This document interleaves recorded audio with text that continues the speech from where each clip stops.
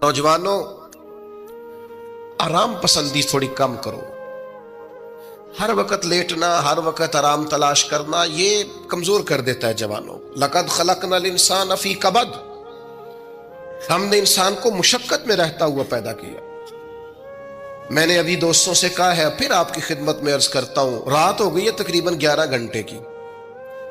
7 बजे शाह होती है और 6 बजे के बाद ही उमूमन सब जगहों पे फजर की नमाज होती है, तो 11 घंटे की रात बनती। बहुत ज्यादा भी डॉक्टर कहता है कोई सोए तो 8 घंटे सो ले, नींद पूरी है। अगर इशा के बाद मोबाइल करो जल्दी बंद, तो जरा सहरी में उठो, बंदा हो जवान और उठ के पड़े ताज्जुद, तो मजा नहीं आ जाता। और जो सहरी के वक्त दुआ का मजा है, जो दुआ की लज्जत है, नबी करीम अलैहिस्सलाम ने सुबह सुबह सैयदा पाक को आवाज दे के कहा, ये हमारी तालीम के लिए, फरमाया उठो, ये रब करीम से सवाल करने का वक्त है। पिछली रहमत, पिछली राती रहमत रब दी करे बुलंद आवाजा, ओ बख्शिश मंगन वाले कारण खुला जे दरवाजा। लेकिन हमारा मसला ये है कि जिस टाइम जागना है उस टाइम सोते हैं, जिस टाइम सोना है उस टाइम। एक गुजारिश तो ये है कि कोशिश करें इन रातों में तो कम से कम तहज्जुद पढ़ी जाए, और ये कोशिश करके देखें, मजा आएगा। और फिर इधर उधर लोगों को दुख बताने की बजाय ना, जब तहज्जुद की 2 रकतें पढ़ ले तो सारा अपने रब की बारगाह में अर्ज कर दे, बोझ भी हल्का होगा दिल का, राज भी रखा जाएगा और करम भी हो जाएगा। और दूसरी गुजारिश ये है कि सरकार दो आलम अलैहिस्सलाम ने नौजवानों से कहा था, जवानों या निकाह करो या रोजे रखो। ये बड़े आसान दिन है रोजे रखने के लिए। रखें जी, आप लोग बैठ जाएं, अल्लाह आपको सलामत रखे, अल्लाह ताला बरकत दे। आप भी बैठ जाएं, अल्लाह ताला सबको बरकत अता करे। ये हुजूर के नाम की महफिल है ना जी, इसका अदब बहुत ज्यादा है। इसमें आप इस तरह खेलेंगे मोबाइलों के साथ तो ये वैसे ही अदब के खिलाफ। अल्लाह से 2-4 दोस्त बना लें, बाकियों को दे दें, काफी हो गया, लेकिन ये इस पे मसरूफ ना हो आप भाइयों। अल्लाह करीम ने इरशाद फरमाया कि वदाइयन इलल्लाह, हमने आपको दाइये इलल्लाह बनाया है, अल्लाह की जानिब दावत देने वाला। नबी अकरम सल्लल्लाहु ताला अलैहि वसल्लम ने जो अकायद और नजरियात हमें अता किए, अकीदा तौहीद और रिसालत की सूरत में, वो अकायद इतने जानदार और इतने मजबूत हैं कि वो बंदा मोमिन को ताकतवर कर देते हैं। आप देखिए, अरब के लोग मुख्तलिफ किस्म की ओहाम परस्तियों का शिकार थे। उनका यह ख्याल था कि जब हज करके वो आए हैं तो वो घरों के दरवाजों से दाखिल नहीं हुआ करते थे, बल्कि छतों से कूद कर आते। और कुरान मजीद फरमाता है कि इसको नेकी जानते हो। फिर वो बैतुल्लाह शरीफ का तवाफ करते तो माज़अल्लाह कपड़े उतार के करते। ओहाम परस्तियां, तरह तरह की बातें। मिस्र में एक दरिया था, एक औरत को ज़िबा करके डालेंगे तो फिर दरिया चलेगा। मुख्तलिफ ओहाम लोगों ने पाल लिए थे। आज भी मुसलमानों के अंदर ढेर सारी ऐसी चीजें आ गई हैं जो ज़ोफ एतिकादी का बायस बनती हैं। इसकी को जरा कम कर दें भाई। आप देखिए, लोग उलमा के पास नहीं जाते, बाबाओं के पास जाते। तावीज़, धागा, काला जादू, नीला जादू। जिस नौजवान का काम करने को दिल नहीं करता उसे जादू हो जाता है। और फिर ये कि काली बिल्ली रास्ता काट गई थी, और फिर ये कि मैं बाहर निकलने लगा तो किसी ने आवाज दे दी थी। अजीब किस्म की ओहाम परस्तियों का लोग शिकार है। नबी पाक सल्लल्लाहु ताला अलैहि वसल्लम दाइये इलल्लाह है। सरकार ने लोगों के नजरियात को पुख्ता किया। हुजूर अलैहिस्सलाम के फयूज़ात रूहानिया से लोगों के दिल ताकतवर होते थे। मजबूत फिक्रें, मजबूत अकीदे सरकार के वसीले से मुसलमानों को नसीब हुए। हम जैसे जैसे देखे ना, तसव्वुफ और तरीक में आपको अर्ज करूं, सूफिया किराम का असल मौजू अकीदा तौहीद है। असल मौजू इनका है। ये वो लोग हैं जो लोगों को सही मानों में तवक्कुल का صبر کا، شکر کا، قناعت کا، رجوع اللہ کا سبق دیتے ہیں. اصل موضوع ہی ان کا ہے. لیکن اب چونکہ صوفیاء کی جماعت میں وہ لوگ اللہ ماشاءاللہ خال خال رہ گئے، اور پھر یہ کہ بیٹھ گئے تعویذ دھاگے دینے والے، زاغوں کے تصرف میں، عقابوں کے نشے من. نتیجہ اس کا بڑا خطرناک برآمد ہوتا ہے. مضبوط فکریں کبھی آپ اس روایت کو دیکھیں اور یاد کر لیں نا تو یہ بڑا نفع دیتی ہے. نبی کریم علیہ السلام نے حضرت عبداللہ ابن عباس رضی اللہ تعالیٰ عنہ سے فرمایا، عبداللہ، ساری دنیا مل کے تیرا بھلا کرنا چاہے کر نہیں سکتی جب تک رب نہ چاہے. اور فرمایا سارے دنیا دار مل کے تیرا کچھ بگاڑنا چاہیں بگاڑ نہیں سکتے جب تک رب نہ، چھوڑ دے بیٹا، آپ جب تک اللہ نہ چاہے. تو پھر رجوع تو اللہ کی جانب کرنا چاہیے. نبی اکرم صلی اللہ تعالی علیہ وسلم نے اپنی امت کو توانائی اس بات سے دی کہ اللہ ہمارے ساتھ ہے. آپ دیکھیے فکری تندرستی کتنی زیادہ ہے کہ 1000 کے مقابلے میں 313 لوگ ہیں. نہ اسلحہ پورا ہے، نہ گھوڑے پورے ہیں، نہ خوراک پوری ہے، لیکن وہ میدانوں میں اس طرح لڑے ہیں کہ 1000 کو بھاگنے پر مجبور کر دیا. وہ ابو جہل نے جب کہا نا جاسوسوں سے کہ جاؤ پتہ کر کے آؤ، تو انہوں نے آ کے کہا وہ تو 313 لوگ ہیں، بچے بھی ہیں، بوڑھے بھی ہیں، چیز کوئی نہیں پاس. تو ابو جہل کہنے لگا پھر تو انہیں گھوڑوں کی پشتوں پر باندھ کے مکے لے جائیں گے، وہاں جا کے دیکھیں گے کیا کرنا ہے. تو جاسوس کہنے لگا سردار اگلی بات بھی سننا، ہے تو 313 لیکن جان ہتھیلی پہ رکھ کے آئے. جس کے خیمے کے پاس سے گزرے ہیں شہادت کی دعا مانگتے دیکھا ہے. ان کی آنکھوں سے چمکتی ہوئی روشنی اور ان کے لفظوں سے پھوٹتا ہوا ولولہ اور ان کی آوازوں سے نکلتا ہوا دبدبا کسی جگہ بھی انہیں کمزور نہیں ہونے دیتا. ان کے اندر کہیں بھی کوئی کمزوری نہیں آنے دیتا. غریبی کا نام لے کے سارا دن پریشان ہونا، غریبی کا نام لے کے اپنے آپ کو مظلوم ثابت کر کے لوگوں کو مدد پر اکسانا بندہ مومن کا یہ طریقہ نہیں ہے. اپنی توجہ اللہ کی جانب کرے، نبی رحمت علیہ السلام کی بارگاہ میں استغاثہ پیش کرے. لیکن دنیا داروں کو مائل کرنا، لوگوں کی جیبوں کی طرف دیکھنا، یہ مومن کی شان گردن کو جھکا دیتا ہے. خیرات کا پتھر جہاں میں مانگنے والوں کے سر کبھی اونچے نہیں ہوتے، اور غیرت ہے بڑی چیز جہانے تگو دو میں.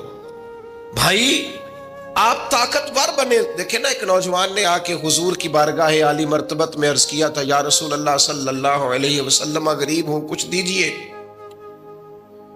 تو حضرت جابر ابن عبداللہ رضی اللہ تعالیٰ عنہ فرماتے ہیں ہم نے حضور سے بڑا کچھ سنا، یہ لفظ نہیں، لفظ لا، یعنی میرے پاس نہیں ہے، یہ ہم نے حضور سے سنا ہی نہیں. ایسا کوئی محبوب کہیں ہوگا نہ کہیں ہے، بیٹھا ہے چٹائی پہ مگر عرش نشیں ہے، اور ملتا نہیں کونین کو کیا کیا تیرے در سے، بس ایک لفظ نہیں ہے جو تیرے لب پہ نہیں ہے. اور یہ فاضل بریلوی رحمت اللہ علیہ کا انداز بھی دیکھیے، کہتے ہیں واہ کیا جود و کرم ہے شہ بطحا تیرا. اور یہ ذرا دیکھیے شعری ذوق دیکھیے، واہ کیا جود و کرم ہے شہ بطحا تیرا، نہیں سنتا ہی نہیں. نہیں کیا انداز ہے. اب یہ کیسی زبان ہے اور کیسا یہ محاورے کا استعمال ہے. جو شعری ذوق رکھتے ہیں وہ سمجھیں، کہتے ہیں نہیں سنتا ہی نہیں. کون؟ مانگنے والا تیرا. یا رسول اللہ آپ سے مانگنے والا نہیں سنتا، حضور عطا کرتے.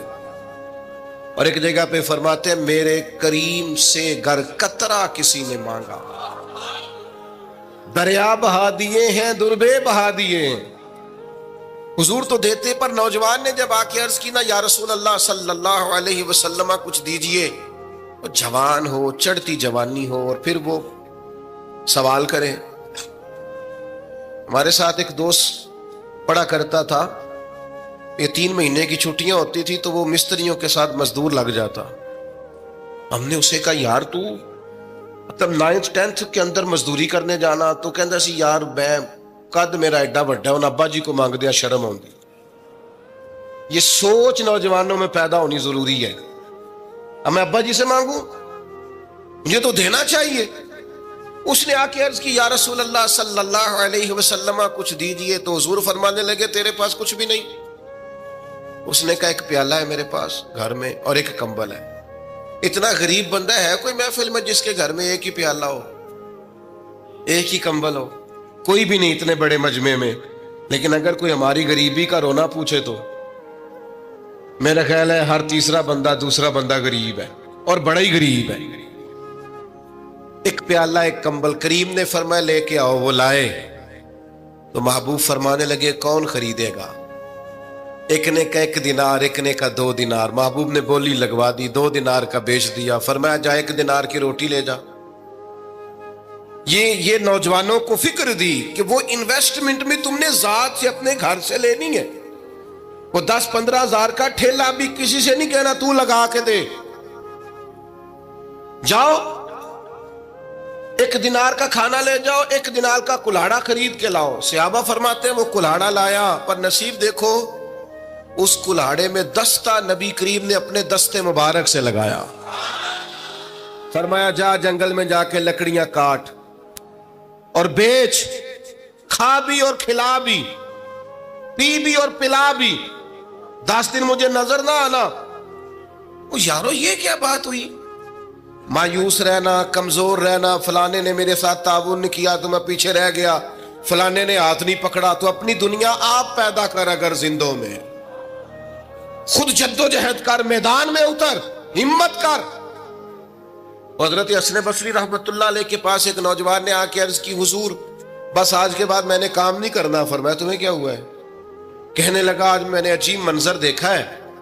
میں نے دیکھا ہے کہ ایک شیر نے شکار کیا بکرے کا, آدھا کھایا ہے, آدھا منہ میں پکڑ کے پہاڑی پہ چڑھ گیا. وہاں ایک نابینا لومڑی بیٹھی تھی, باقی کا اس نے اسے کھلایا ہے. تو حضور میں یہ سمجھ گیا ہوں کہ جو رب اس نابینا لومڑی کے لیے بندوبست کرتا میرے لیے بھی کرے گا, لہذا میں نے کام نہیں کرنا. حضرت حسن بصری بڑا مسکرائے, فرمانے لگے کہانی میں کردار تو نے 2 دیکھے, ایک شیر ایک لومڑی. فرمانے لگے کیا بات ہے تیری, تو نے لومڑی بننے کا پروگرام بنایا, شیر بننے کا کیوں نہیں بنایا؟ تو شیر بننا, شکار کر, خود بھی کھا دوسروں کو بھی کھلا. یہ کیا بات ہوئی؟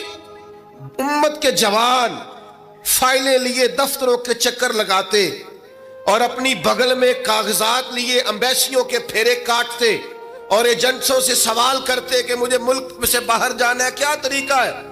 یہاں رہ کے بھی محنت ہو سکتی ہے, اپنی مٹی پہ چلنے کا سلیقہ سیکھو. سنگ مرمر پہ چلو گے تو پھسل جاؤ گے. دوستو سنو, میرے کریم نے فرمایا جا لکڑیاں. ایک پیشہ برا ہے میرے بھائیوں, ایک پیشہ, وہ ہے کسی کے آگے ہاتھ پھیلانا. باقی دنیا میں کوئی پیشہ برا جو ٹھیلا لگاتا ہے اور مالٹے بیچتا ہے اور سیب بیچتا ہے, بڑا عزت والا آدمی. یہ شارٹ کٹ چھوڑ دو, دوسروں پہ بھروسہ کرنا چھوڑ دو. وہ شاعر ایک بیٹھا تھا نا, شاعر مجھ سے ناراض نہ ہو جائیں, تو کئی دفعہ وہ شعر و شاعری میں بھی ان کی حالت بڑی خستہ ہو جاتی ہے. جن دنوں لوگ پتلے کپڑے پہنتے ہیں, بعض شاعروں نے ان دنوں میں بھی موٹی چادر لی ہوئی ہوتی ہے. تو ایک جگہ بیچارہ بیٹھا تھا کونے میں, اللہ ماشاءاللہ سب کی بات نہیں, تو حالت ایسی خستہ تھی. ایک بندہ 5 روپے پھینک گیا, تو تھا خوددار, بڑی تکلیف کو اٹھا اپنے پیسے. تو اس نے کہا آپ کی حالت بتا رہی ہے, آپ کو ضرورت ہے. اس نے کہا ضرورت پڑی تو اللہ رسول سے مانگوں گا, تیرے سے کیوں مانگوں گا؟ شعر بڑا قیمتی کہا. اس نے کہا یہ آرزوئے کرم اور میں آپ سے کروں, یہ آرزوئے کرم اور میں آپ سے کروں, یہ بھیک اس کو دیجئے جس کا خدا نہ ہو. میں تو وارث ہے میرے اللہ رسول, میں کو لاوارث ہوں کہ تیرے سے مانگتا پھروں.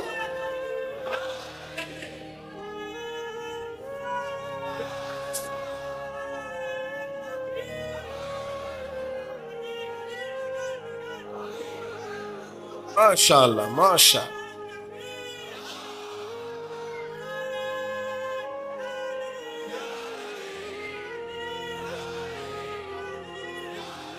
بس ہم سمجھے ہماری قیمت وصول ہو گئی. اگر خودداری پر نوجوان نعرے لگانے لگ گئے تو پھر تو بات بن گئی.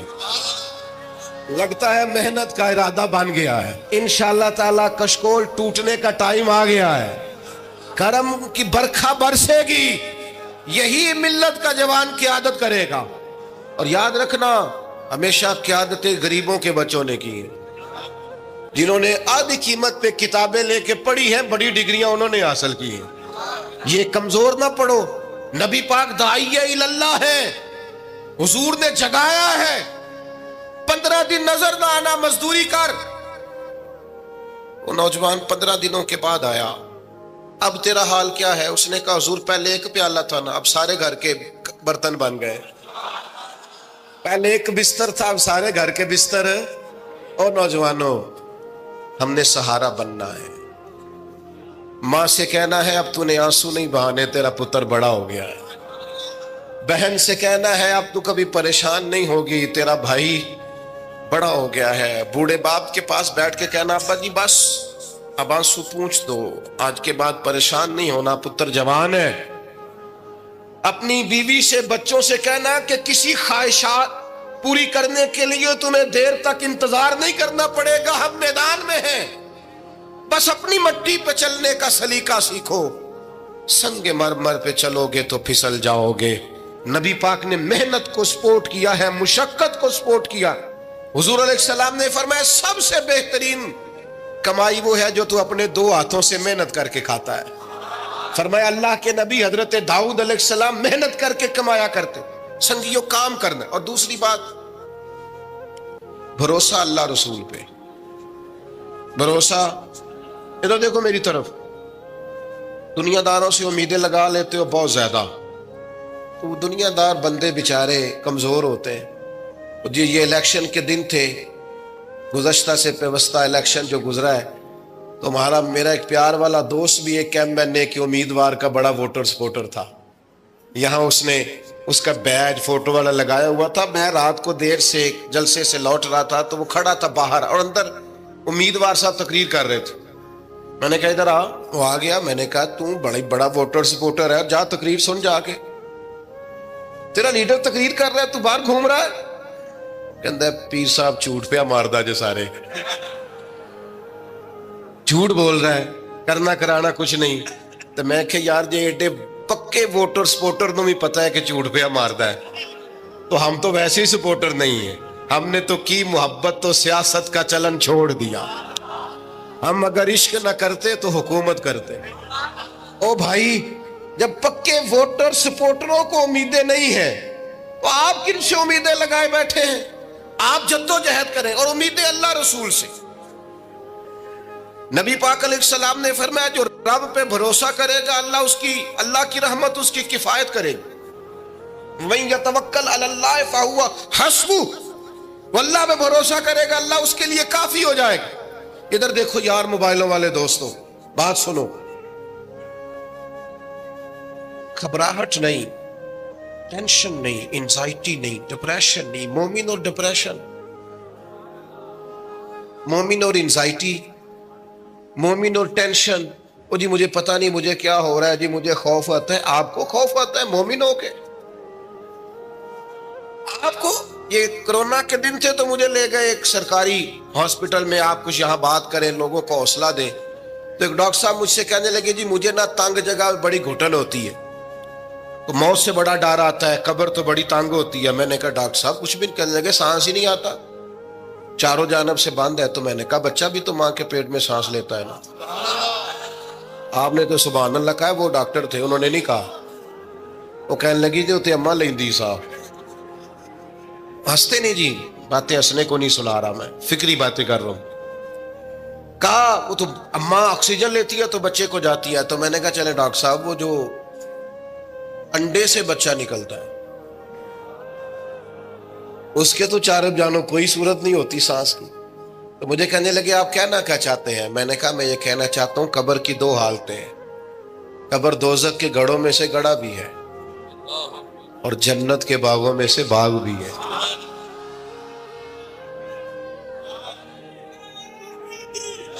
سنو یار، اللہ آپ کو خوش ہو. ماشاء اللہ. سنیں جی، سنیں. میں نے کہا اگر کسی کا یہ ذہن بن جائے کہ مرنے کے بعد میں نے باغ میں جانا ہے، 1 منٹ کے لیے سوچو نا یار. یعنی ادھر قبر بند ہوئی تو نیچے باغ، اور باغ بھی معمولی نہیں، جنت کے باغوں میں سے باغ. اور باغ ایسا شاندار جس میں آنکھ کھلی تو پہلی زیارت ہی مدینے والے معبود کی.